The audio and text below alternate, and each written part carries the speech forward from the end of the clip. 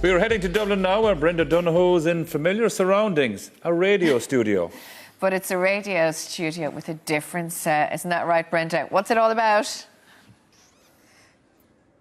It certainly is a radio studio with a difference, but you know me, guys, a mic is a mic. But we're here, it's the Walk in My Shoes pop-up radio station as part of the Mental Health Awareness Week. We're in Dublin, in St Patrick's Mental Health Services.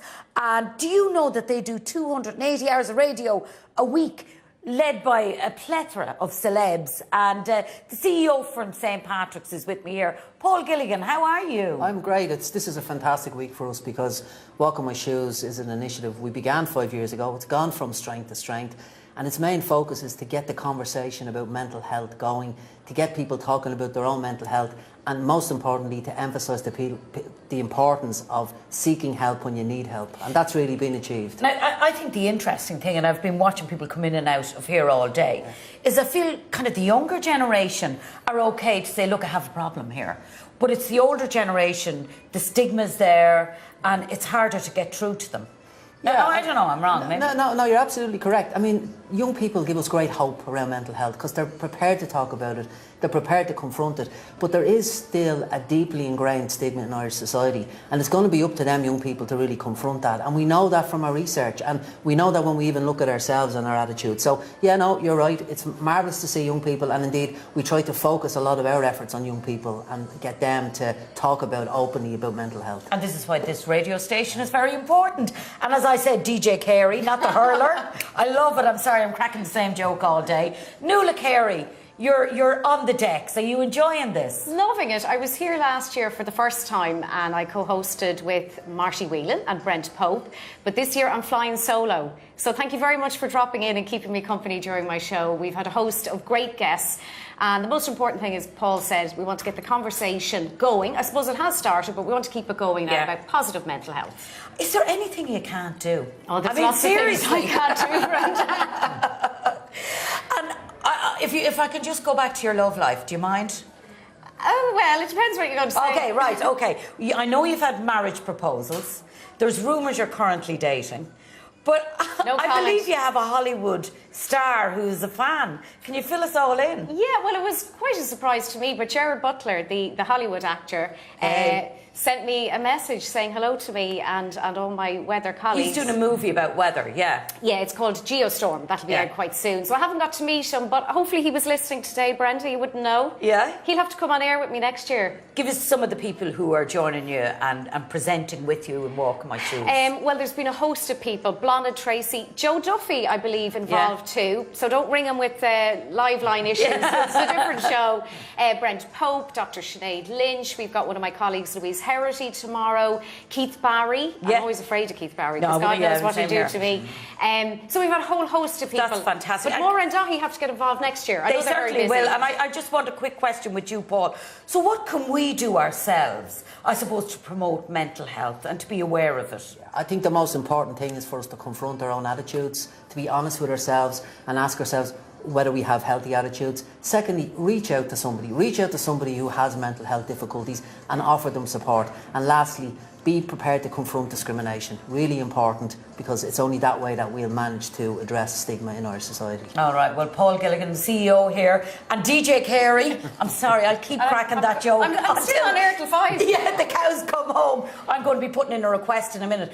I believe Deco from Fair City is about. I'm a huge fan. I'm going to be hanging out with him a little later on the Today Show. Dáithí, Maura, take it away. Thank you very much, Brenda, Paul, and very welcome back to the show. Now it's time to hear from Brenda Donohue again. Brenda's up at St Patrick's Mental Health Services in Dublin. Yes, we met Nuala Carey in the pop-up radio station the last time, Brenda. Now, who are we going to meet with you this time? Oh, well, Maura, I'm surrounded, Maura and Daithi, by some of the staff here. Say hello. Hello. It's happier than that. See, they're very hard working. Do you feel appreciated? Okay, well, that's a good one. Anyway, there's lots of fun around here with the Walk of My Shoes radio station, but some very important work goes on here as well. And earlier in the day, I met Professor Jim Lucy, who is the director here at St. Patrick's Mental Health Services, and I also met Nicola Hampson. And Nicola has used the services here when she was first diagnosed with a bipolar condition. Nicola, can you tell me about bipolar mood disorder?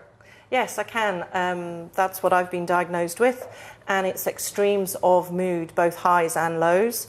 I first experienced my first low when I was 25 through an incident of self-harming, and then thereafter I generally had more highs, and for me it was the highs that are more dangerous. People are used to seeing and managing and talking about depression, and I was able to function during those periods. However, it was the highs where I really did things that were out of character and quite extreme that really then started people thinking that there may be a problem. Can you give me some examples of those? Yeah, I suppose the first one was probably at 29, where I suddenly decided, oh, I'm almost 30, I need to get married. Well, you're not alone there, are you? No, but I actually went out and found a chap and got married before I was 30. So did you kind of target guys, so to speak, yeah? Not target guys like that, but yeah, I did. I achieved my aim. I was in fix-it mode and I went and I achieved it. Of course, it didn't last, and 18 months later, that was the end of that. Another one, over a weekend, I decided that I'd had enough of my job and that what I really wanted to do was go back to university. And over the space of a weekend, I'd put my flat on the market, I'd sold my sports car, and I was off. When I went into work on the Monday, they really didn't believe me.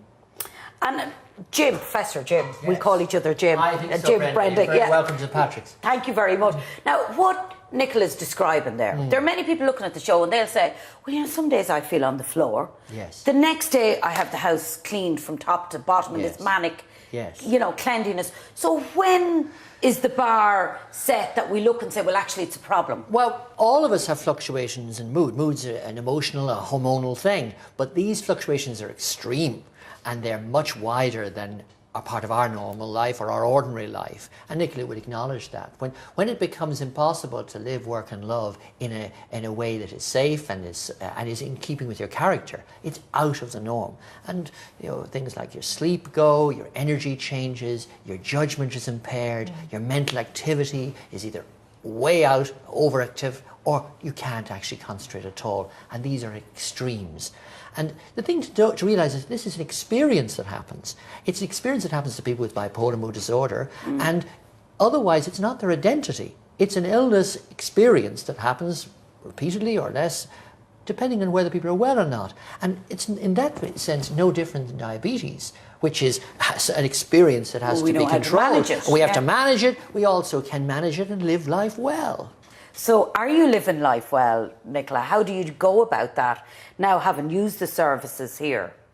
Yes, I take one day at a time. I still have to be very mindful that, you know, it's not only my medication, but my counselling, my diet, exercise, relationships, making sure that I don't put myself in situations where I isolate. For me, there is always the little worry at the back of my mind that, you know, is there going to be another episode, because I've had more than a few. But other than that, yeah, you just try and put one foot in front of the other. And do you ever sit down sometimes and say, you know, why did this happen to me? Why didn't it happen to, you know, my brother, my sister, my friends? Why am I the one that's got this condition? I think maybe in the beginning, before I really understood, and I was just a bit angry and a bit confused. But now, being informed, I'm in a much better place, both mentally and physically, for having gone through the experience that Jim mentions. I have a much better understanding now of who I am myself, and I'm much happier being me. And Jim, we talk about stigma and mental health. Now, I do think there's a lot being done, and people can talk to their families, etc. about it. But, you know, there is still a huge stigma. There's a huge stigma, because actually translating that talk into action, into changed attitudes, into more human rights and justice is still a challenge. And we are too often inclined to judge and be afraid of people who have mental health difficulties. And there's no justification for that. What we have to realise is that every family in the land understand has mental health problems. Each of us could be in this position tomorrow. 1 in 6 of us will be this year. And so we need to understand that mental health problems are our agenda. And in fact, our lives are better by acknowledging it. The conversation is great. If we translate that into action so that we are welcoming and make it possible to actually have this recovery plan. And Nicola will talk to you about putting her family and her friends into the action plan to know what to do when she's unwell. And they do they know that? Yes, they do. They do. So, for instance, I have a couple of friends that if I don't answer the phone for a couple of days in a row, or even something as basic, that I suddenly start talking very fast and my thoughts are running away with me, they'll take note. Nicola, continued good mental health. Professor Jim Lucy, thank you so much. Thank Nicola, you, Brenda. thank you so much. Thank you very much. And yes, massive thanks to Nicola there. Years has linked food with certain mood and sort of specific nutrients that you eat with sort of brain health and brain function, and there's lots of research going on in the area, and it's quite interesting and exciting for me because you kind of can put it into practice working in St. Pat's. But you kind of know if you're going to eat a big Chinese and you go to bed, you're going to get up the next morning, you're not going to feel good. Yeah. So, I mean, that will affect your mood. I think, what you eat has an effect on your mood in terms of the emotional part of the eating, that you're not going to feel good because the fact you ate that food, whereas if you'd eaten something healthy, you'd probably feel better in yourself. So it's kind of the psychological and the physical bit. We have a lot of food here, Dave, in front of us that's going to improve our mood. So what would you like to start us with, or Dave? Guinea pig. Yeah, guinea pig. What looks the most This appetizing? is not guinea all pig, of it. by the way. This is fish. It's not guinea pig. It's real food. Yeah. So what do we... So the first thing I just was wanting to bring people's attention to was sort of the link with low levels of folate and increased risk of depression. So things like spinach and broccoli, and lots of these foods raw because it's water soluble. So if you're cooking it, you're taking away a lot of the folate. So to eat it nice and fresh and vibrant in a salad or stir fried. Will you give it a go? And come here, tell me. ready. When you're out and about as Dave, Yeah. not Deco, Yeah. how does it work out? Do you have people coming up to you all the time talking about Fair City or making comments on what's going on in your character? Yeah. Eat while you're talking. Yeah, oh please. God, that's... Yeah. My mother taught me never to speak with a full mouth, so Yeah, that's I was being polite. sorry, Mr. Sullivan. Yeah, get her. No, it does be... You get it, but I mean, again, it's... The more people that come up to you, the more people watch it. So Yeah. it's more of kind of an appreciation. Well, what about your girlfriend? You were telling me about your girlfriend. Yeah. Not Carrie Ann. Yeah, not Carrie Ann, who cheated on Deco this week. Yeah. Yeah, she's used to it now. Is she? Yeah, we're together. We just had our anniversary this weekend, our first year. We made it through, so I've done well. Have a hat. But Will you eat? Try yeah, it on, While he's eating one, what else are we talking about, Eleanor? So other things like that would be quite important for mental health would be your micronutrients, so magnesium and zinc and B vitamins. So that would be things like pumpkin seeds, which you can eat loosely in your cereal, or also buy like pumpkin seed crackers, pumpkin seed flapjacks, and then colour. So colour, again, really important in your diet. Get a lot of variety. Is there any way? I see you've some chilies here. Do you like chilies, Dave? Yeah. Will you taste the chili for me? Sure, why not? Look at that. He's so cool. He doesn't even fret when he... the sweet ones aren't good. Spicier the better. Okay. And we saw Mondo doing the dirt with Carrie Ann. Now you're doing a very important storyline at the moment because you're talking fertility and trying for a baby. Do you take that on board as a responsibility? Because there are a lot of people out there with those kind of issues. I think you have to, and I think it's your kind of duty or responsibility as an actor to get the performance across. You need to do some research on it. Yeah. So if they did come to me and said, look, you guys are going to be going down the IVF route, you're going to be going down all this fertility treatment route. Okay. I think it's on both the writers and the people behind the scenes and us then to go and make it as believable and as true as possible. And I know you do, and you're great, and good luck. You're presenting a radio show in there Doing it right all. now as we speak.